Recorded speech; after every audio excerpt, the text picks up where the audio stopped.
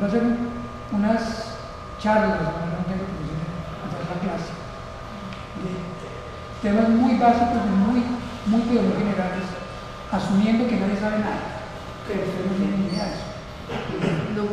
Nunca me tiene ni idea. Entonces, teniendo simplificar un poco, vamos a, primero que todo, como vamos de acuerdo en ciertos términos, que es lo que tengamos en cuenta para poder hablar. ¿Qué entendemos por posmodernidad? Que es un término muy elástico, que puede querer decir muchas cosas, muchas veces no dice nada. Vamos de acuerdo en algo concreto y objetivo para hablar. El arte posmoderno se va, digamos, a hacer una lectura crítica del arte moderno. Y vamos a hablar del arte moderno, no del Renacimiento, vamos a hablar específicamente de lo que se llamaron las vanguardias, que fue a principios del siglo XX hasta la Segunda Guerra Mundial, digamos, a finales de la década de los 40.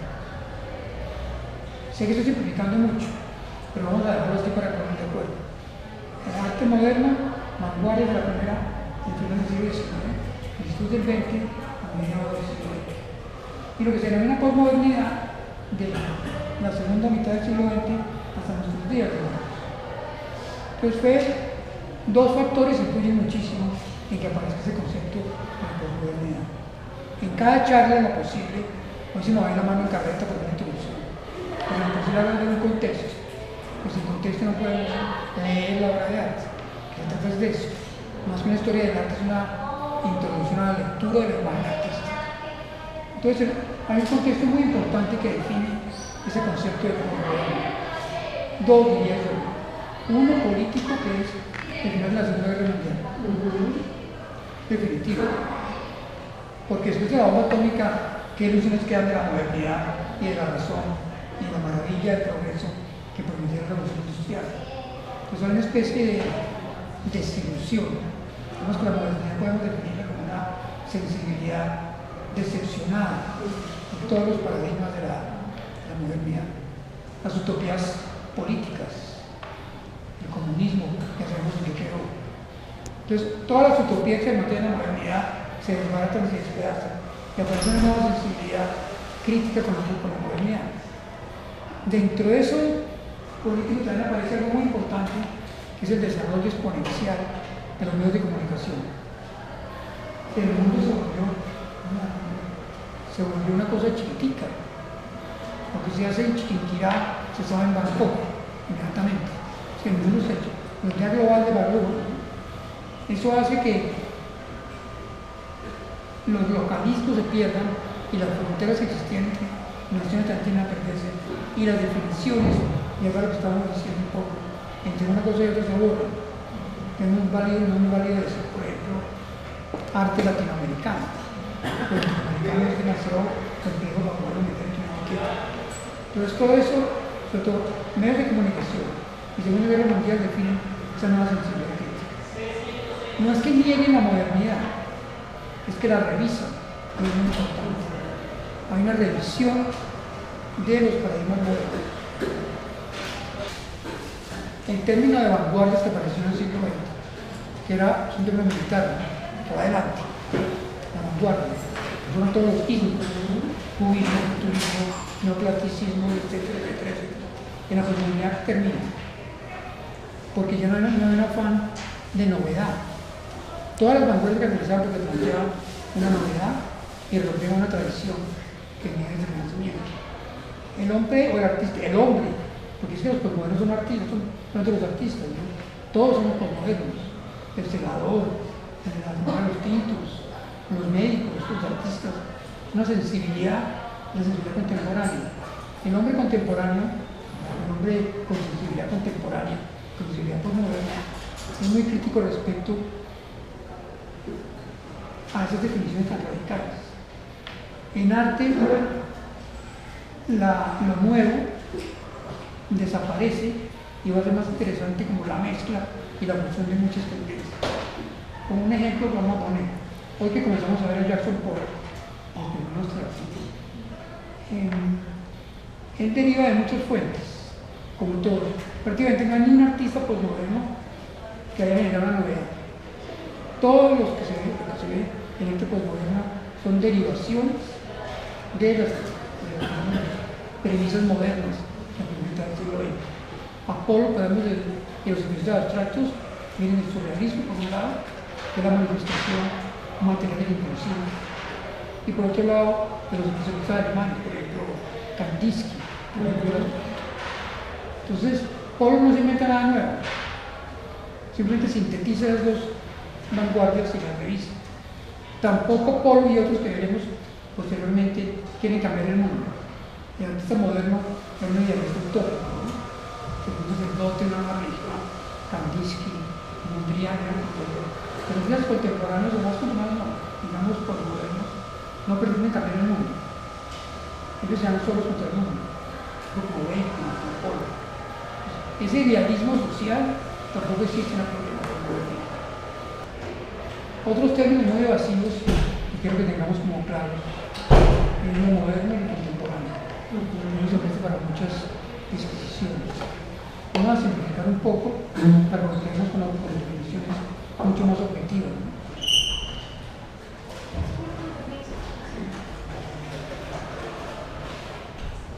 ¿Cuál sería la diferencia? A ver, ¿quién da una opinión, digamos, que aporte entre lo moderno y lo contemporáneo? Que tiende a confundirse, ¿no? Para los que llegan tarde, sobre todo de artes, estoy dando de cuenta que nadie sabe nada de arte. Entonces no es una clase. Solo que no tiene ni idea que es Picasso, ni que son las vanguardias, ni idea. Entonces, como no tienen ni idea, ¿qué idea tienen de lo moderno y lo contemporáneo? Pues en mi concepto, o bueno, según lo que me acaba de explicar, la modernidad hace parte de un periodo de la historia específico y desde mi perspectiva lo contemporáneo es la actualidad. Es decir, una obra de 1992 ya no es contemporánea. O sea, depende, pero se lo hablo de ahora, ¿no? Por ejemplo, Leonardo da Vinci era contemporáneo de Milán. En ese sentido contemporáneo es lo que sucede actualmente, lo actual. También lo moderno, según dijimos, ya pasaría. No pasaría porque no hay pérdidas absolutas, ¿no? Pero lo moderno ya fue, en la primera mitad del siglo XX. Un aspecto que define la mirada artística desde el arte hacia la posmodernidad es que se rompe el paradigma de la mirada europea. Cuando uno dice historia del arte, comenzamos a hablar de historia del arte, del nacimiento, de la media, etc. Yo creo que se debería cambiar el nombre, se debería especificar historia del arte masculino europeo. Porque eso es historia del arte, porque realmente fue una mirada patriarcal y puramente europea, ¿no? Como si por aquí no hubiera historia del arte. Entonces, la modernidad tiene que ver con eso. El fin de la modernidad es el fin de esa mirada única desde lo masculino y desde lo europeo. Y surgen varias miradas. Por eso es muy difícil hablar de ética de verdades absolutas en la modernidad, porque surgen miradas desde lo femenino. Yo pienso que lo más interesante es eso. De una mirada hacia lo femenino, desde lo femenino. La mirada homosexual, desde lo homosexual hacia lo homosexual. Ya no es la mirada patriarcal, machista, digamos, de la modernidad. Pero la modernidad fue fundamental y fue fundada por los hombres, con ese tipo de sensibilidad masculina. En la posmodernidad aparecen sensibilidades masculinas, puedes saber mucho sobre eso, homosexuales. Eso por un lado. Entonces, formalmente no inventan nada. Pero por otro lado aparece, después de la Segunda Guerra Mundial, otro aspecto que amplía las miradas y define la posmodernidad, que fue el periodo del postcolonialismo. Después de la Segunda Guerra Mundial, pues prácticamente casi todas las colonias se liberan en Europa. En Europa se fundamentó, se fundamentó sobre todo el siglo XIX. Toda África es europea, Medio Oriente, todo lo que está pasando ahorita en Medio Oriente, pienso yo, deriva de la colonización. El postcolonialismo fue una revolución, no revolución, pero sí un cambio en la mirada de afuera. porque aparecen otras miradas distintas a las europeas. Ya no es la historia del arte europeo, sino la historia del arte mundial. Aparecen miradas asiáticas, miradas latinoamericanas, miradas del Medio Oriente, arte iraní, arte africano, arte latinoamericano. Entonces la posmodernidad cambia todos los paradigmas, repite y rompe la hegemonía de la mirada masculina europea. Es muy importante. Inmediatamente pasa la Segunda Guerra, el centro cultural o el poder cultural deja de ser Europa y pasa a Estados Unidos. Eso no ha pasado desde Grecia. O sea, la historia del arte era la historia del arte europea. Primera vez que se desplaza, específicamente en Nueva York, de San Francisco. Entonces no es una vanguardia, sino mucho artista refugiado, europeo, cubano, que ya genera un movimiento muy interesante que se denominó expresionismo abstracto, que es el tema de aquí. Tiene otros nombres, ¿no? Además, el expresionismo abstracto lo lea muy genérico. Esta imagen y la otra que viene pertenecen a un artista europeo que va a hacer la transición entre la expresión expresionista y europea y norteamericana. Este artista se llamó Henri Michaud, que fue un gran poeta. Además, pocas veces se da ese caso. Casi siempre cuando los pintores escriben son muy malos escritores, ¿no? Y cuando los escritores pintan son pésimos, casi que peores.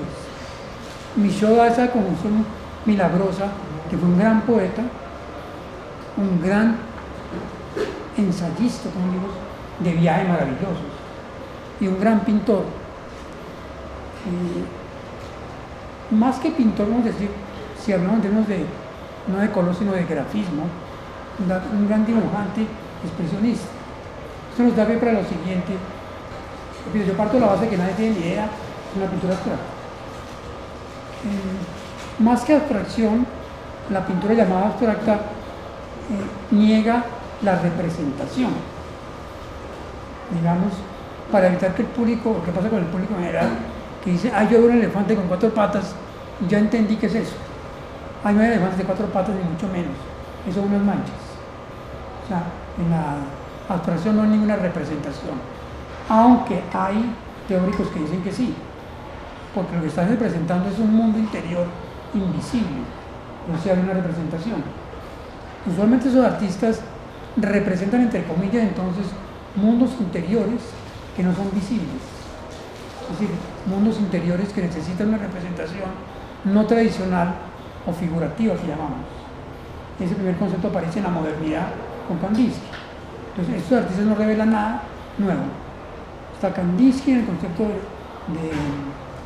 de abstracción o de no representación.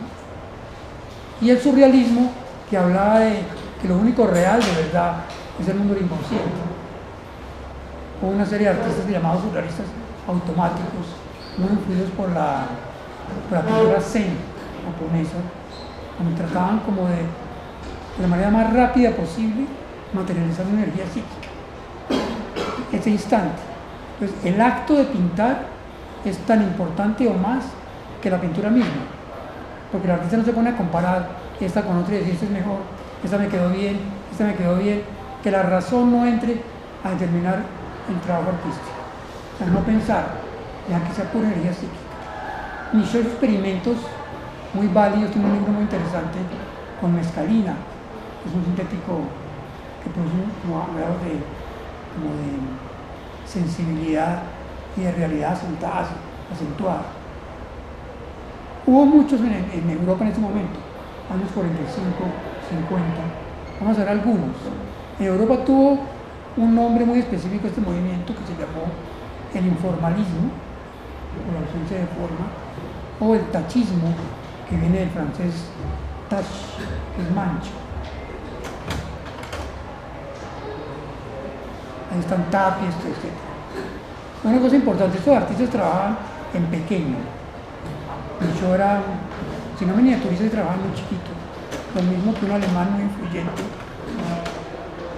que fue Hans Hofmann.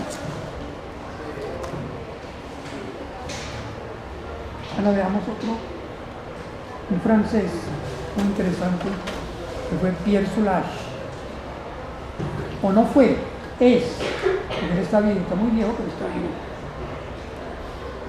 Entonces la idea es manchar de la manera más rápida y más inconsciente posible y revelar como la energía psíquica inmediata. Hoffman es muy importante. Como ven, esos artistas fueron más que todo monocromáticos. No están interesados en manejar el color, sino el grafismo automático. Pero Hoffman, el alemán, sí logra transmitir esa velocidad de la ejecución con una velocidad en armonía del color.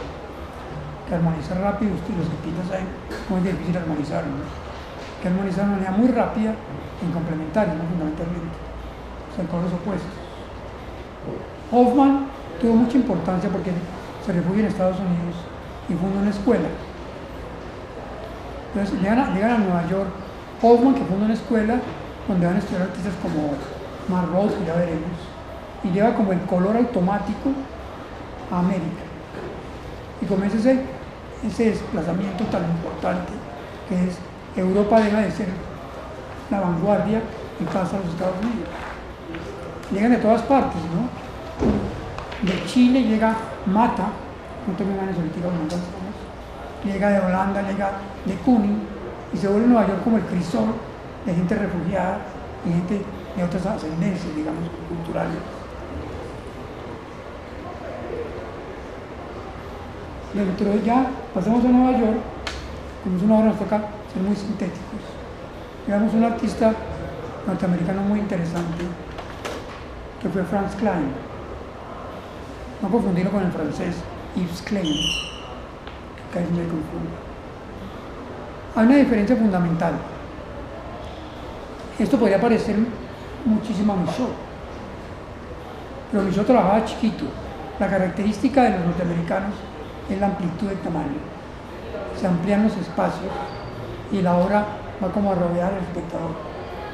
Michaud movía la mano, Klein mueve el brazo y el cuerpo. Es muy importante porque casi que hacen solo una especie de performance, de amplitud corporal, cuando pintan. Fíjense que esto es muy grande, 2,1 por 1,54, ¿no? Aquí la idea de Klein era de la manera más rápida posible, sin pensar, sin corregir, articular figura y fondo. Blanco y negro, fondo, figura y fondo. Hay un término que es importante conocerlo.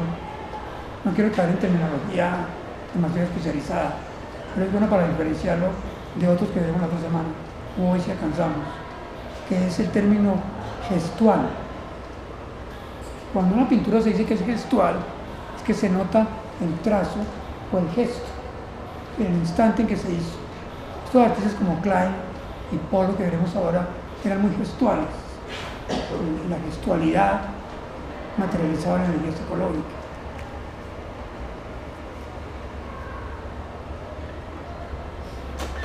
Franz Klein, ahora es como de 2 metros. No hay vanguardia ya en la posmodernidad. No se puede decir que hay una tendencia que mande sobre las otras. Y se pasan simultáneamente con esto. Veremos la próxima clase. Hay una serie de artistas figurativos y también hay otros de otra clase. O sea, la vanguardia fue un fenómeno moderno. En la posmodernidad ya no existe eso. Y esto podemos definirlo como una reflexión acerca de la abstracción expresionista de los alemanes, de la modernidad y del surrealismo europeo. Son una simple, pero nuevo, la novedad no existe en la posmodernidad. Veamos al artista más paradigmático de ese movimiento, que fue Jackson Pollock. Estos cuadros de Pollock todos, pero sobre todo los de Pollock, vienen muy bien a la pregunta del afiche que se diseñó. ¿Y esto es arte? Que esa es la preocupación de las charlas, ¿no? Para el público en general realmente creo que tienen razón cuando preguntan ¿y esto es arte? Pues depende del concepto que tenga de arte, ¿no? Pues Pollock no le interesaba representar nada, ni menos hablar de belleza, ni menos con esa tradición renacentista. Pero sí está muy interesado en el surrealismo, esa manera como de materializar lo profundo, lo hondamente verdadero de la psiquis humana, es decir, el inconsciente. Pollock comienza con unas pinturas figurativas surrealistas, y ese es el de su estilo más maduro, que él desarrolló con la técnica de dripping, que es gotear. Más que cuadros son espacios enormes, ¿no? Espacios de 4 metros, 5 metros por 3 de alto. Hay una pregunta muy interesante que se hace, usualmente es, bueno, todo el mundo, y el mismo Pollock, ¿cómo definir si el cuadro se acabó o no se acabó? O sea, el artista podría decir, aquí voy a seguir, pero ¿por qué en ese momento dice paro y ya está acabado el cuadro? O sea, no hay una razón objetiva. En el caso de Pollock, él mismo lo decía, que estableció una relación emocional con el espacio. Lo que decía Pollock en el fondo era algo muy, muy antiguo, que es el ritual primitivo. Para Pollock pintar era ritualizar la apropiación del espacio. Se apropiaba de un espacio bidimensional por medio de un ritual, el cuerpo, ¿no? Se movía. Y si uno ve las trazos de Pollock, los gestos, hay cierta armonía, cierto ritmo. Y eso es una comunicación con el espacio. Cuando sentía que esa comunicación se perdía, ya paraba, ya estaba echándola, haciendo carreta. Entonces, esa actitud de Pollock, en que la acción de pintar es más importante que pintura, es muy interesante.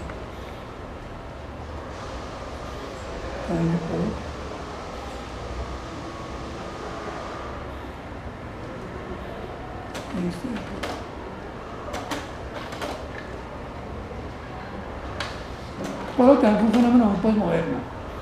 Como dijimos que uno de los factores importantes en la posmodernidad eran el desarrollo tremendo de los medios de comunicación masiva. Aparecen los primeros artistas como figuras públicas importantes. Aparece también un poquito después Andy Warhol, etc. Y Pollock se convierte como en la figura norteamericana por excelencia del arte. Recordemos, se me olvidó hablar en la introducción, en el contexto social, que en la posmodernidad también aparece la posmodernidad. Desde el punto de vista político, es un fenómeno que fue muy importante, que influyó en todas las artes, digamos, el comportamiento humano occidental, que fue la Guerra Fría. Esa polarización entre Estados Unidos y la Unión Soviética, guerra en Vietnam, los derechos civiles, etc. Estados Unidos necesitaba, dentro de ese ámbito de la Guerra Fría, mostrar que también era una potencia cultural, no solamente económica, un prestigio cultural que no la teníamos en toda Europa. Y lanzan a Pollock como el gran artista latinoamericano, el gran maestro internacional. Y a Pollock se lo afectó cantidades, puesto que no supo manejar una fama tan rápida y se volvió una estrella. Cuentan los biógrafos que una vez hicieron una entrevista y lo pusieron a pintar para la entrevista. En la película está, no sé si la han visto, Pollock pinta sobre un vidrio y la cámara por debajo lo va filmando. Cuenta Pollock que cuando acabó la filmación se sintió como una prostituta. Se pintó por encargo algo que no sentía, ¿no? Se sintió como un payaso, además. Que no tenía ese contacto íntimo de él con el espacio. Poco después murió en un accidente. No se sabe nunca si fue que se mató. Arriba de la perra en un carro y se mató con la mano. Está Pollock trabajando. Es importante verlo. Porque hablamos que el acto de pintar es importante. Hay que ver a Pollock en acción, ¿no? Esta pintura muy gestual también se llamó action painting, ¿no? Pintura de acción. Miren que es el espacio, ¿no? Y pisa el espacio.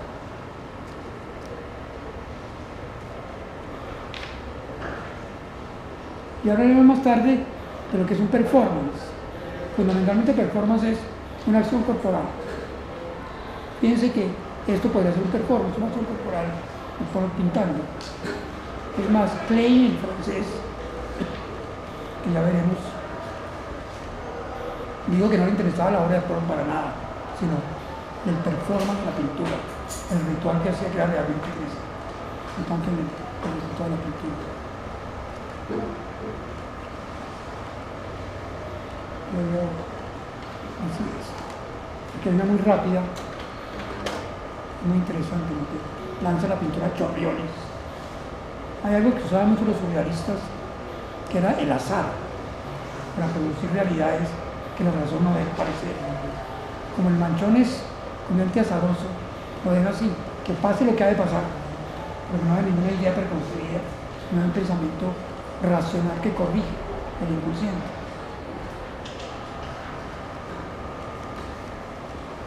Otro artista de origen holandés fue Koenig.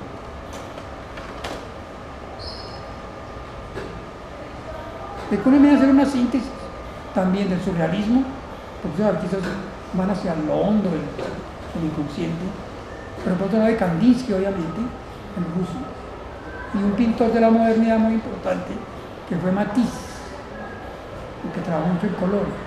La obra de Matisse es muy interesante porque trabaja el color y la línea simultáneamente. Uno ve cuadros de Matisse donde él dibuja con color y pinta. Usualmente antes se creía que la pintura no utilizaba la línea, sino el color plano. Matisse pinta y dibuja simultáneamente. Eso lo retoma de Koenig. Lo digo porque es importante que entiendan eso, que Koenig no hizo nada nuevo acá, ni rompió con una tradición, ni nada. El típico artista postmoderno, que va a la modernidad, la revisa, la critica y toma lo que le conviene y lo trae a la contemporaneidad. Es decir, Kandinsky, los surrealistas y Matisse. En cuadros enormes. Esto es arte.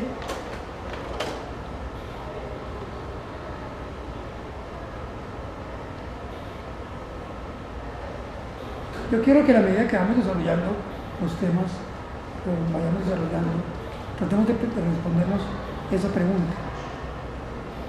¿Esto es arte? ¿Y por qué?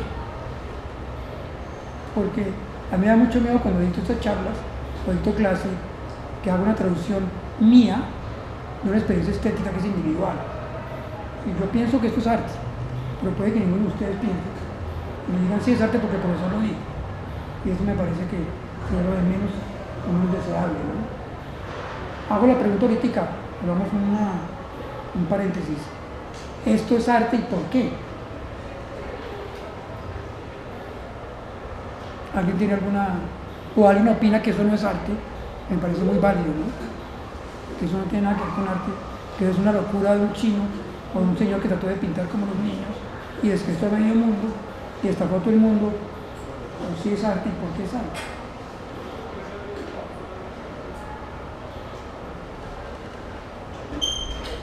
¿Tú tienes alguna idea?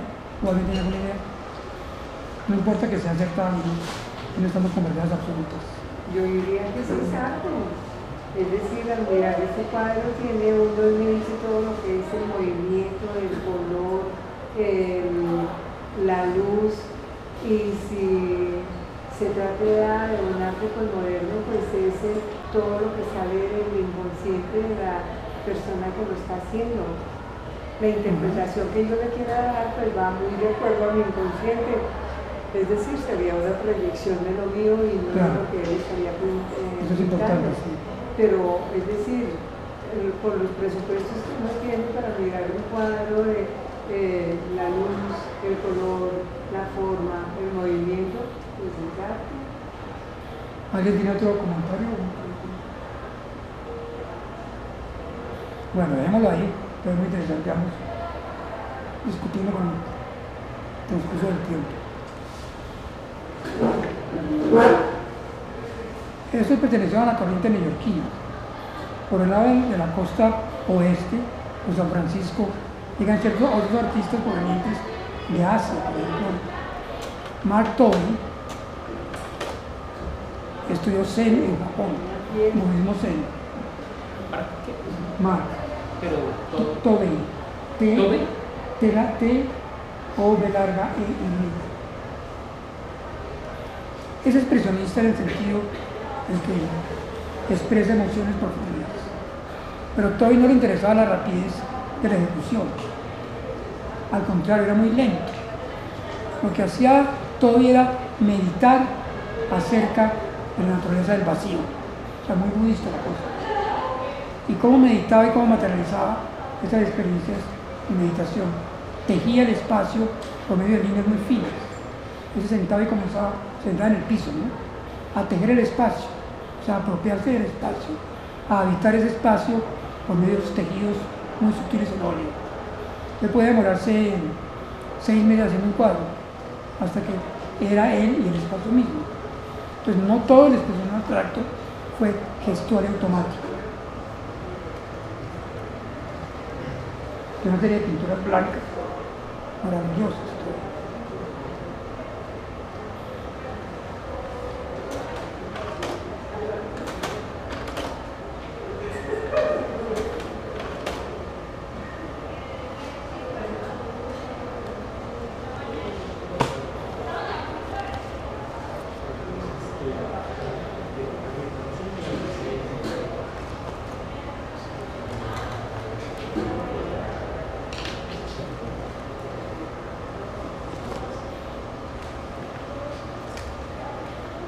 Vamos a Nueva York, veamos, hay una cosa muy interesante, no es muy conocido, pero igual muy interesante es de manejo del accidente,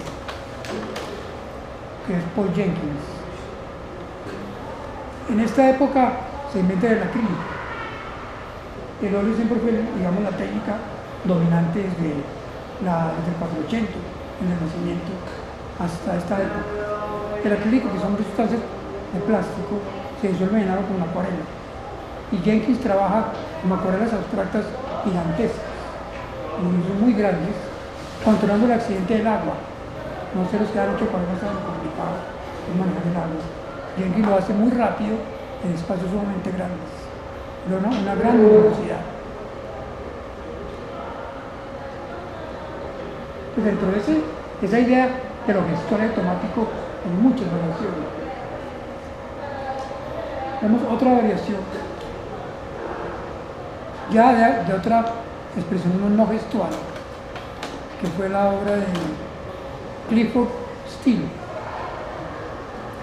Este tipo de obras, que son muy grandes también, 2,50 metros, 3 metros, se denominan color field painting, o sea, pinturas de campos de color, donde el artista medita acerca del espacio. El lenguaje es muy minimalista en el sentido de lo menos, decirlo más como que hace Clifford Steele, como que choca los espacios. Yo asocio mucho la obra de Steele con una metáfora, digamos, una tarde de verano, limpio, y cae un rayo. Ese tipo como de rupturas especiales son las que genera muy dramáticamente con espacio y color Clifford Steele. Tiene un concepto sumamente interesante de su pintura también. Porque él decía que una pintura que venda le daña toda la serie que la obra. O sea, la obra de él es un conjunto y no son pinturas aisladas. Y casi no vendió para no descompletar toda la colección. Y cuando murió, exigió que la obra pasara a un museo solamente para mostrarla en conjunto. Hasta hace poquito un jurado, él murió ya hace unos 30 años. Un jurado definió y hizo el museo, donde se puede ver toda la obra de Clifford Steele en un solo museo. Sí, hay que verlo en conjunto. Un cuadro solo no es nada. Es como ver la pata de un perro y pensar que ve el perro. En un cuadro hay que ver toda la totalidad de los cuadros de Steele. Eran muy interesantes estos artistas. Estaban muy traumatizados, digamos, por la guerra. Eran personajes que muchos se suicidaron. Hay una teoría muy interesante, no la conozco toda, pero que dice que cuando hay una crisis social, el arte comienza a abstraer.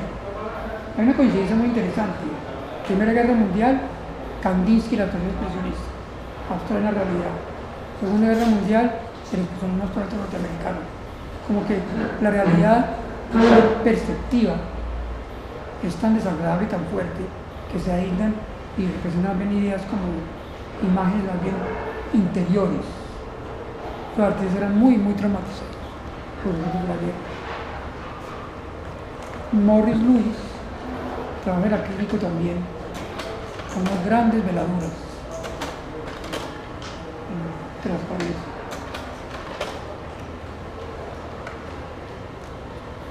El nombre está a la izquierda. El nombre a la derecha es de su mujer, que es una artista muy interesante que ahorita veremos. Logra unos efectos muy misteriosos, ¿no? Como de meditaciones abstractas, ¿no? Muy misteriosa con acrílico.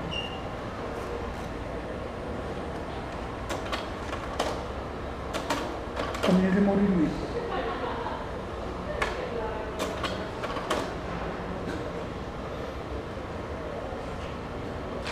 Y esta también es de Morris Louis. El azar controlado, ¿no? El chorreo por lado y lado y el espacio que lo deja libre, una muy intencional. Su mujer, una artista muy importante, muy influyente, que murió hace poco, que fue Helen Frankenthaler.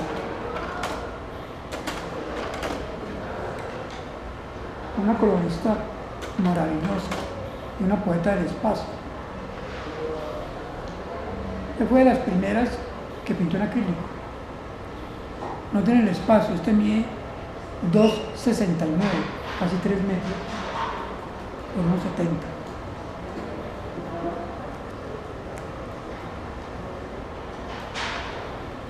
Veamos a la obra de Mark Rothko. Una obra inicial de Rothko. Él estudió con Hoffman. Miremos bien esta pintura para ver el conflicto en que estaba Rothko, que era de origen ruso. Él no migró, su familia sí, pero era de origen ruso. El dilema que tenía formalmente, que había dejado ya la figuración, es una figuración surrealista, mitológica. Miremos que hay como dos cuadros, ¿no? Uno geométrico, que es como la necesidad de orden, de geometría, de ángulos, de rectas, y otro que es mucho más, digamos, espontáneo. Él quería como sintetizar ambos mundos, la razón que organiza y la expresión que expresa. Y después de mucho trabajo logra un formato que es muy interesante, que es este. Es organizar las formas de una manera muy sencilla, una serie de rectángulos y un fondo. Todas sus obras van a ser una variación del mismo tema. Es muy musical, ¿no? Bueno, eso es un argumento que es muy interesante para explicar, entre comillas, el arte abstracto, ¿no? Si la pintura no representa nada, perdón, la música no representa nada, como cuando oye música no abstrae, uno está pensando que eso qué quiere decir. La pintura abstracta es lo mismo, ¿no? Son musicalidades visuales que comienza a representar. Dentro de ese orden de ideas, entonces Rothko establece unas composiciones muy quietas, verticales, simétricas, de unos 3 rectángulos o 4, sus permutaciones, como variaciones del mismo tema, sobre un fondo dado. En música se conocen muchas variaciones sobre un mismo tema. Schubert tiene muchas de esas. Toda la obra de Rothko surge de variaciones sobre el mismo tema, de rectángulos y fondo. Lo cálido, lo frío. Lo claro, lo oscuro. Y desdibuja los bordes para lograr una especie como de nubosidad muy misteriosa, para no caer en la geometría pura. Que mantiene la razón en la estructura de los rectángulos de una manera muy organizada, muy racional. Pero el color y los bordes entienden más el mundo de la intuición que de la razón. Ahora, son cuadros muy complicados porque lo que buscaba en el fondo Rothko era armonizar el espacio. Imaginemos este cuadro donde el amarillo no sea amarillo sino naranja. El contraste con el azul va a hacer que uno no vea el blanco. Yo trabajaba por capas, siempre de atrás hacia adelante, superponiendo, hasta que lograba como un equilibrio entre las 3 o 4 áreas de color.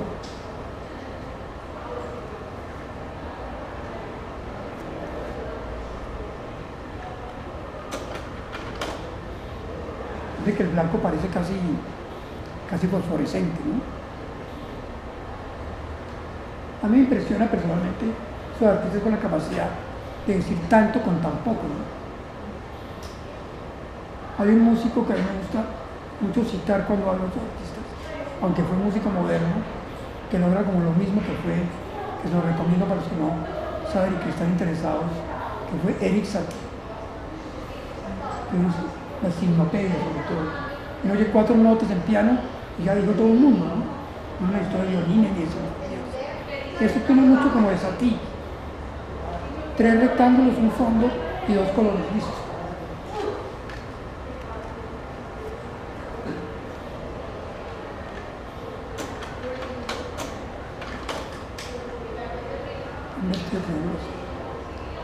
¿Qué cantidad de espacio?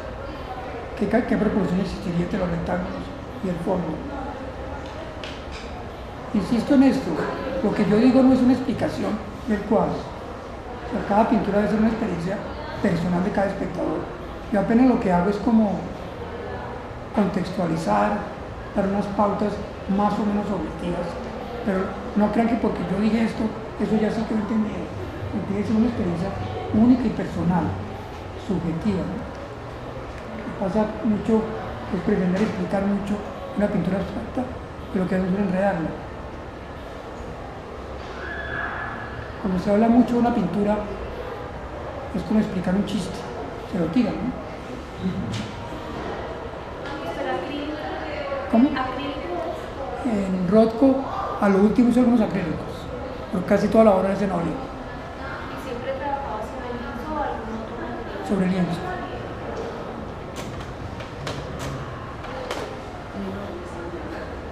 Ante las obras uno queda como en silencio, ¿no?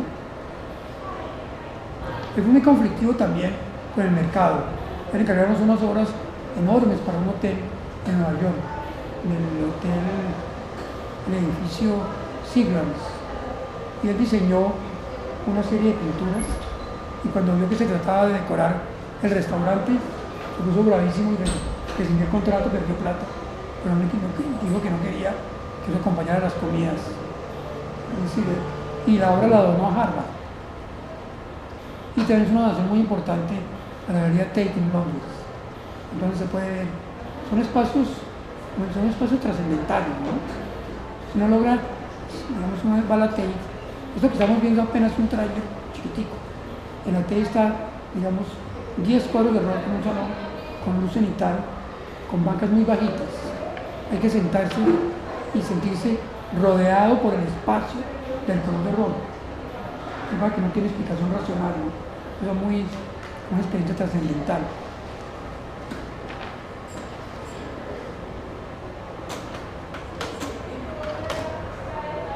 Y como vibra ese azul, muy oscuro, junto con el naranja de allí. Imagínense eso, de 2 metros por 20, por 1 y pico, y haya 10 cuadros al lado, ¿no? La Rothko es una experiencia no racional.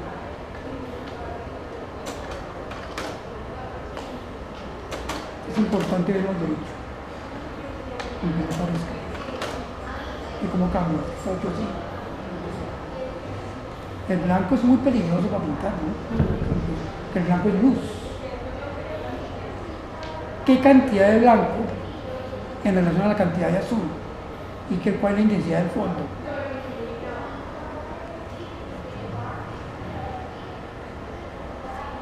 Él entró en una crisis muy fuerte cuando tenía unos 68 años. Se separó, vivía en el estudio, tenía un problema médico que preveía que le iba a pasar algo, un paro cerebral, estaba alcoholizado, fumaba como un demonio. Hizo esta última pintura, ¿no? En que cambia el formato. entra en la geometría el borde duro y hace un espacio negro y uno azul y no más. Y se suicida. El asistente lo encuentra con las venas cortadas en el estudio. Se suicida en el año 70. O sea, en este mismo año como el cuadro. Antes de morir, hizo un encargo que habla muy bien de lo que buscaba Rothko, que es la capilla Rothko en Texas, en Houston. Esto es parte porque son como 12 paneles y cambia el concepto del rectángulo sobre el fondo. Son pinturas y a veces no tienen el formato rectangular, casi monocromas, no son monocromas, son como violetas grisosas. Y la gente se siente ahí y experimenta la sensación del encierro y de la luz oscura. Son cuadros, dicen los que han ido, yo no lo conozco, que son conmovedores, ¿no? La atmósfera. Aquí estamos ante un concepto que veremos más adelante que la instalación. Más que un cuadro, es el cuadro o la pintura, el color, en función de un espacio. Esta capilla es de unos millonarios norteamericanos que prestan la capilla para cualquier religión, muy ecuménica, ¿no? Puede haber celebraciones budistas, islámicas, católicas, cristianas. Y le encargan a Rothko este oratorio.